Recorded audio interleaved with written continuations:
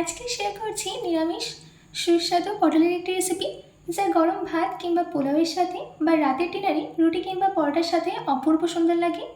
ঘরে থাকা মাত্র কয়েকটি উপকরণ দিয়ে আপনারা এই রেসিপিটাকে ইজিলি বানিয়ে দিতে পারবেন। তো চলুন বেশি দেরি না করে শুরু করছি আমার আজকের এই ইজি অ্যান্ড টেস্টি রেসিপি। নমস্কার, আমি পিনু, কুক উইথ পিনুতে আপনাদের সবাইকে স্বাগত। এই রেসিপিটা বানানোর জন্য সবার প্রথমে আমি এখানে দুটো পেস্ট রেডি করে নেব।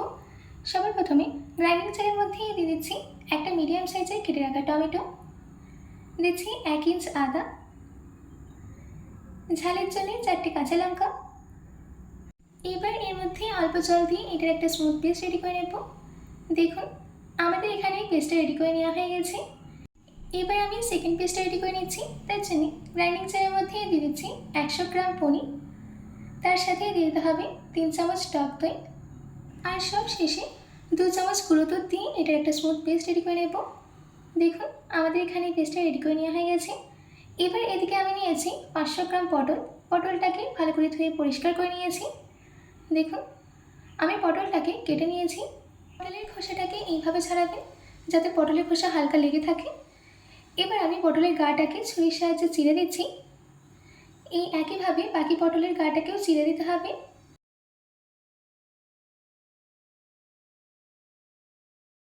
এবার আমরা চলে যাচ্ছি রান্নাতে। সবার প্রথমে আমি একটা কড়াইয়ের মধ্যে দিয়ে দিচ্ছি 5 চামচ সর্ষের তেল। তেলটা যখন সম্পূর্ণ গরম হয়ে যাবে তখন দিয়ে দিতে হবে আমাদের কেটে রাখা পটল,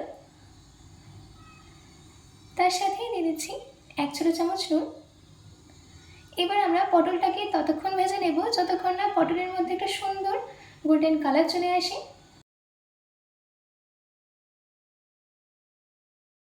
দেখুন আমাদের এখানে পটলের মধ্যে কিন্তু কালার চেঞ্জ হয়ে গেছে। এবার আমি এই পটলগুলোকে তেল থেকে তুলে নিয়ে একটা প্লেটে নামিয়ে নিচ্ছি।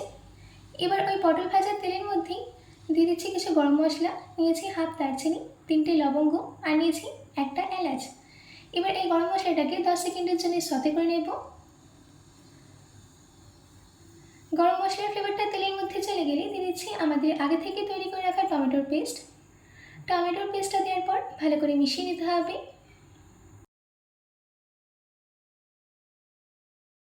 টমেটোর পেস্টটাকে ভালো করে মিশিয়ে নেওয়া হয়ে গেছে।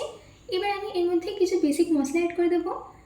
দিচ্ছি হাফ ছোটো চামচ হলুদ গুঁড়ো, 1 ছোটো চামচ লঙ্কা গুঁড়ো, 1 ছোটো চামচ ধনে গুঁড়ো, স্বাদ মতো নুন।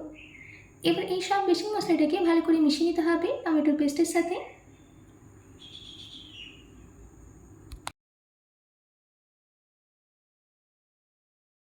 সব কিছুকে ভালো করে মিশিয়ে নেওয়া হয়ে গেলে এর মধ্যে 1/4 কাপ জল অ্যাড করে দিচ্ছি যাতে মশলাটা পুড়ে নেওয়া যায়।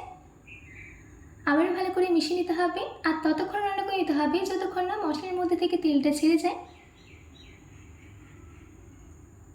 দেখুন আমাদের এখানে মশলাটাকে কিন্তু ভালো করে কষিয়ে নেওয়া হয়ে গেছে আর মশলার মধ্যে থেকেও তেলটা ছেড়ে এসছে।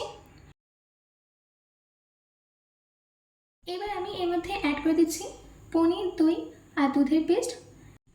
এই পেস্টটা দেওয়ার সময় গ্যাসের ফ্লেমটাকে অতি অবশ্যই লোতে রাখবেন। এবার এই সব কিছুকে ভালো করে মিশিয়ে নিতে হবে। এবার আমরা গ্যাসের ফ্লেমটাকে লোতে রেখে এই মশলাটাকে ততক্ষণ রান্না করে নেব যতক্ষণ না এই মশলাটা থেকে তেল রিলিজ হয়ে যায়।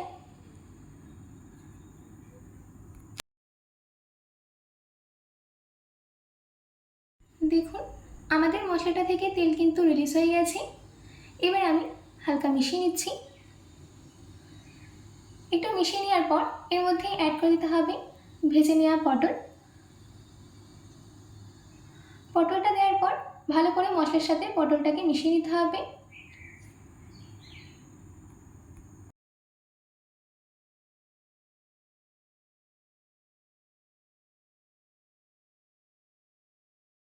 পটলটাকে মশলার সাথে ভালো করে মিশিয়ে নেওয়া হয়ে গেছে।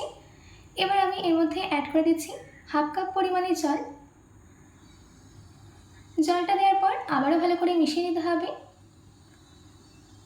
আপনারা দেখে হয়তো বুঝতেই পারলেন যে এই রেসিপিটা বানানো কতটা ইজি।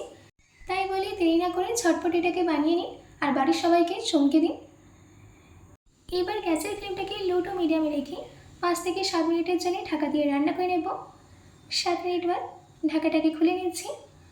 এবার এর টেস্টটা ব্যালেন্স করার জন্য দিয়ে দিতে হবে 1 চামচ চিনি, দিচ্ছি হাফ চামচ গরম মশলা গুঁড়ো, আর সব শেষে 1 চামচ ঘি। এবার এই সব কিছুকে ভালো করে মিশিয়ে নিতে হবে।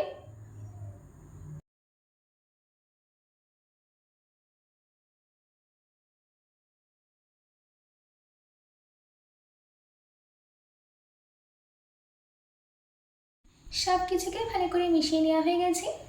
এবার সব শেষে আমি দিয়ে দিচ্ছি 3টে কাঁচা লঙ্কা। কাঁচা লঙ্কাটা দেওয়ার পর 1 মিনিটের জন্য এটাকে রান্না করে নিচ্ছি। বেশ রেডি হয়ে গেছে আমাদের অতি সুস্বাদু পটলের নিরামিষ রেসিপি। এবার আমি এটাকে গরম গরম সার্ভ করে নিচ্ছি।